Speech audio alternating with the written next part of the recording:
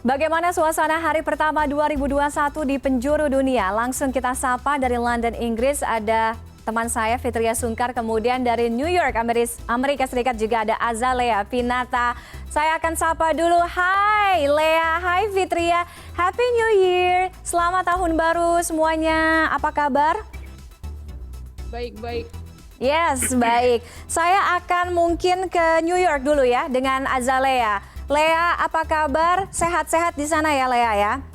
Lea, kita tahu bagaimana perayaan tahun baru di Amerika, khususnya saya ngomongin di New York lah ya. Di New York ini kalau tadi kita lihat bahwa tidak semeriah di tahun-tahun sebelumnya, bahkan ini sangat dibatasi jumlah pengunjung, kemudian masyarakat juga diminta untuk nonton secara virtual aja dari rumah.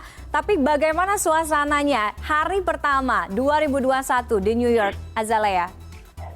Mungkin untuk mengatakan hari pertama saat ini masih baru sekitar pukul 5 pagi di sini, jadi belum terlalu terasa seperti apa hari pertama di tahun 2021. Kemudian tadi selama saya sempat berjalan-jalan di area Times Square sekitar pukul 7 malam, beberapa blok dari Times Square sendiri sudah ditutup oleh perimeter karena memang dilarang untuk warga biasa saja untuk hadir ke area Times Square yang biasanya tahun lalu sudah dipenuhi sekitar 100 ribuan orang tuh sudah mulai ada di area situ sejak bisa dari pagi hari hanya untuk menyaksikan ball drop yang sudah dilakukan sebagai tradisi dari kota New York sendiri sejak tahun 1907. Karena sebenarnya hanya pada tahun 42 dan 43 acara ball drop itu tidak dilakukan karena ada blackout di kota New York sendiri.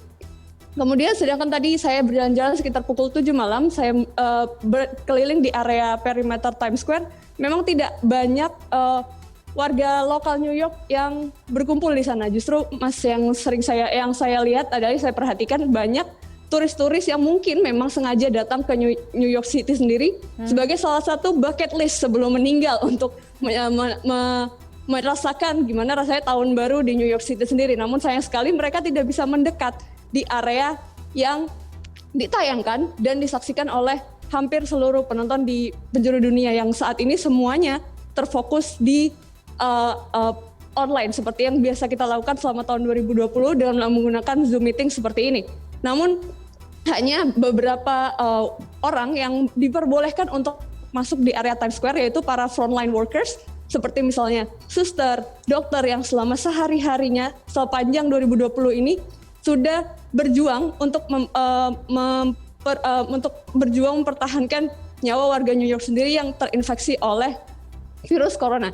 Dan setelah pukul 7 tadi saya berkeliling, tidak banyak pengunjung yang berkumpul karena memang banyak sekali polisi NYPD yang sedia di situ untuk siap untuk membubarkan massa jika memang terlalu banyak orang berkumpul dalam jarak yang cukup dekat. Maka sekitar pukul 9 malam tadi saya sudah kembali ke tempat saya sekarang, yaitu tepatnya di Queens, yang bisa melihat Manhattan skyline dari sini di belakang saya ini.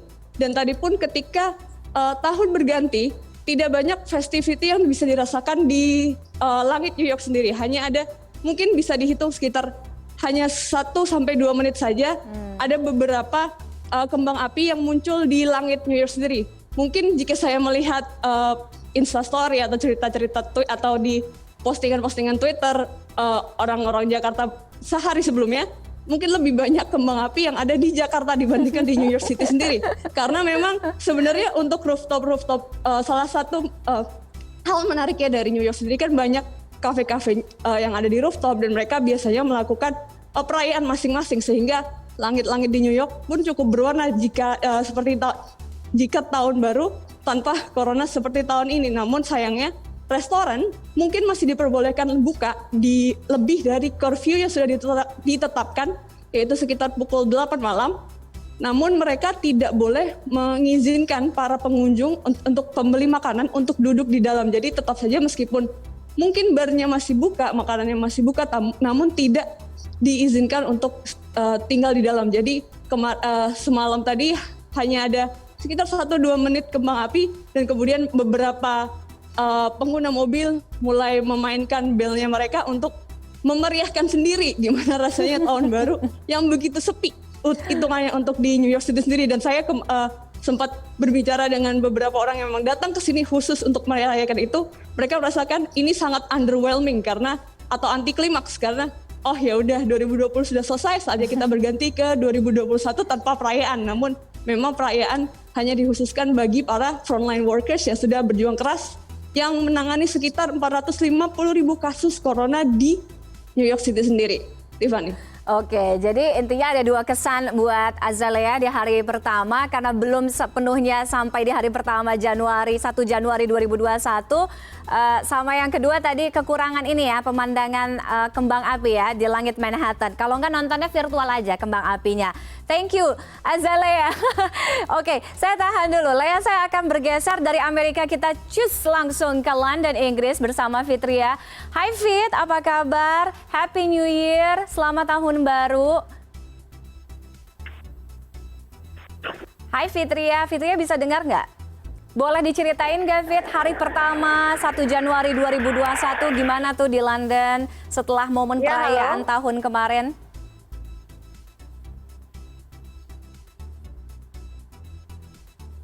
Oke, Fit. Halo Fani, mohon maaf saya nggak bisa dengar suaranya untuk setelah tahun baru di hari pertama di dekade baru. Hari ini London terlihat cukup sepi dikarenakan memang saat ini bersama dengan 78% warga Inggris lainnya memang sedang dalam restriksi tingkat 4 yaitu tingkat tertinggi dikarenakan memang ada tingkat infeksi yang cukup tinggi begitu, bahkan dari Menteri Kesehatan Inggris sendiri Matt Hancock mengatakan bahwa Inggris saat ini sedang berada di tingkat paling tinggi infeksinya, bahkan melebihi tingkat infeksi pada wave pertama di bulan April begitu.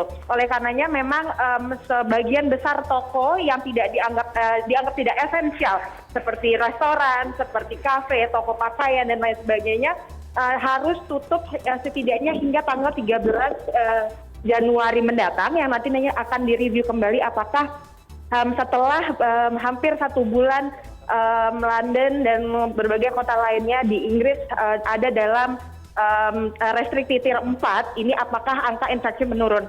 Dan saat ini Anda bisa melihat di daerah dekat rumah saya tinggal, begitu memang toko-toko, kafe, dan restoran banyak yang memilih untuk tutup. Namun memang dari pemerintah Inggris sendiri masih memperbolehkan restoran dan kafe untuk buka hanya untuk take away. Sedangkan seperti supermarket dan juga farmasi gitu masih diperbolehkan untuk buka. Tidak ada hingar-bingar yang kita rasakan di kota London seperti tahun-tahun sebelumnya. Seperti kita ketahui biasanya pusat kemeriahan tahun baru biasanya terjadi di London Eye yang tahun 2019 sendiri mencatat setidaknya ada 100.000 pengunjung yang datang.